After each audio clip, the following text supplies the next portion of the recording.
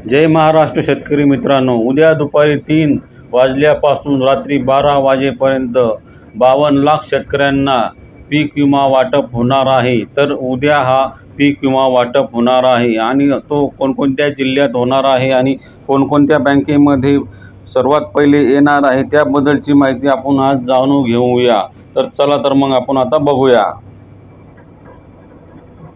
पीक विमा 22 जिल्ह्याची यादी, पीक विमा लाभार्थ्यांची यादी। आता या यादीमध्ये तुमच्या जिल्ह्याचे नाव आहे की नाही ते बघा आणि तुमची कोणती बँक निवडलेली आहे व कोणत्या बँकेत अकाउंट ओपन केलेले आहे त्यानुसार पीक विमा हा वितरित होणार आहे उद्या 3 वाजल्यापासून।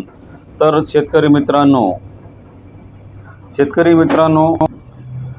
मित्रांनो तुमच्यासाठी अखेर पीक विमासाठी कृषी मंत्र्यांनी एक पत्रकार परिषद घेतली। त्यामध्ये उद्या दुपारी 3 वाजल्यापासून पीक विमा वाटण्याला मुहूर्त लागला असल्याची माहिती आताच 5 मिनिटांपूर्वी दिली आहे। त्यामुळे शेतकरी मित्रांनो, उद्या दुपारी 3 वाजल्यापासून पीक विमा वाटपाला सुरुवात होणार आहे। उद्या महत्त्वाचे 22 जिल्ह्यात हा पीक विमा शेतकऱ्याच्या खात्यावरती येणार आहे। आताच कृषी मंत्री आणि मुख्यमंत्री यांनी पत्रकार परिषद घेऊन ही मोठी माहिती दिलेली आहे।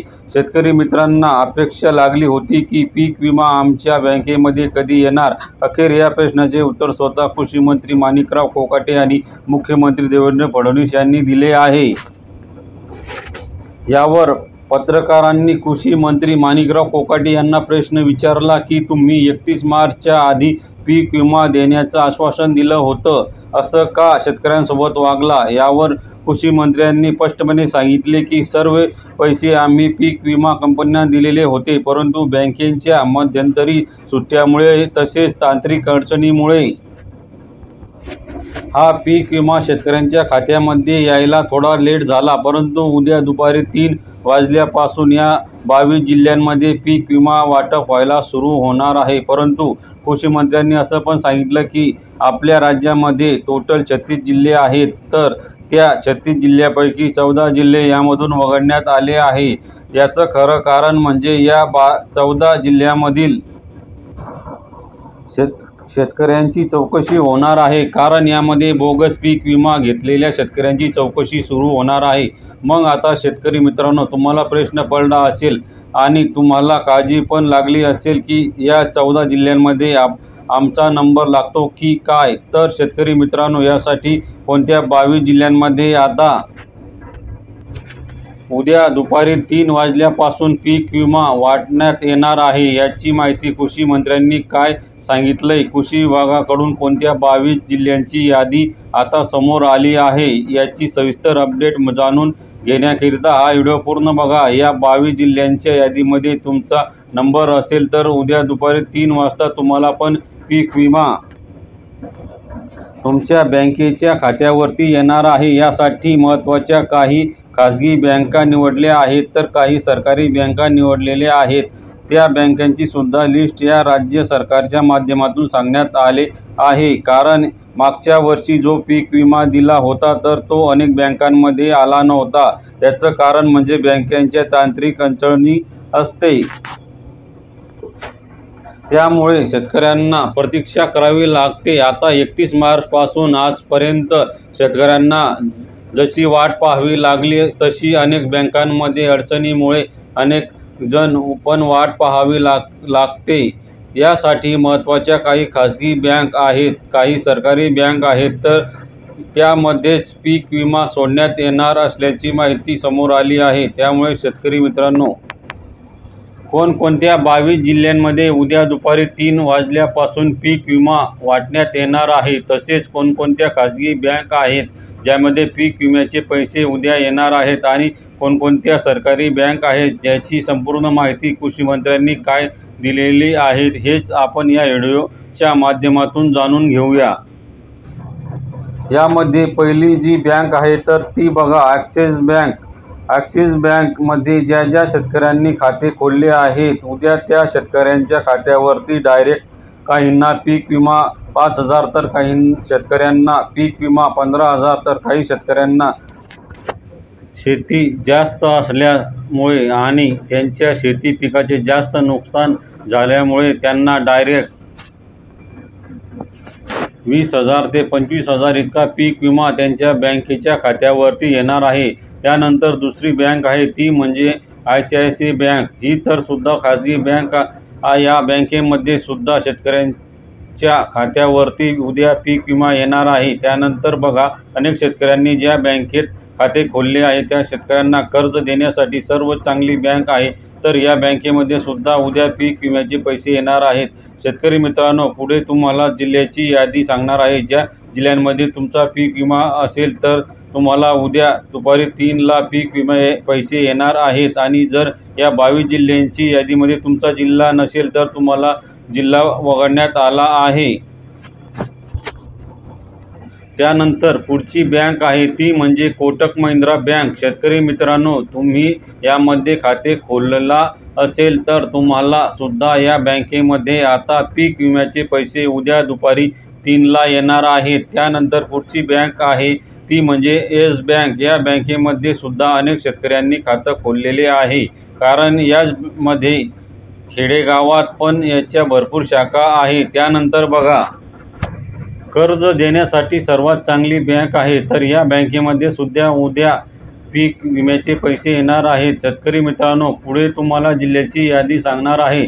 ज्या जिल्ह्यामध्ये तुमचा जिल्हा असेल तर तुम्हाला उद्या दुपारी 3 ला पीक विम्याचे पैसे येणार आहेत। आणि जर या 22 जिल्ह्याच्या यादीमध्ये तुमचा जिल्हा नसेल तर तुमचा जिल्हा वगळण्यात आला आहे। त्यानंतर पुढची बँक आहे ती म्हणजे कोटक महिंद्रा बँक। शेतकरी मित्रांनो, तुम्ही यामध्ये खाते खोलला असेल तर तुम्हाला सुद्धा या बँकेमध्ये आता पीक विम्याचे पैसे उद्या दुपारी 3 ला येणार आहेत। त्यानंतर पुढची बँक आहे ती म्हणजे येस बँक। या बँकेमध्ये सुद्धा अनेक शेतकऱ्यांनी खाते खोलले आहेत, कारण याचं म्हणजे खेडेगावात पण याच्या भरपूर शाखा आहेत। त्यानंतर बघा, पोस्ट ऑफिस या बँकेमध्ये ज्या शेतकऱ्यांनी खाते खोलले आहेत आणि पीक विम्यासाठी त्यांनी बँकेचा अकाउंट नंबर दिला आहे त्या शेतकऱ्यांच्या खात्यावरती उद्या पोस्ट ऑफिस या सरकारी बँकेमध्ये उद्या पीक विम्याचे पैसे राहिलेले। त्यानंतर पुढची बँक आहे सर्वात मोठी सरकारी बँक, ज्यावर सर्वजण डोळे झाकून विश्वास ठेवतात। त्या बँकेचे नाव म्हणजे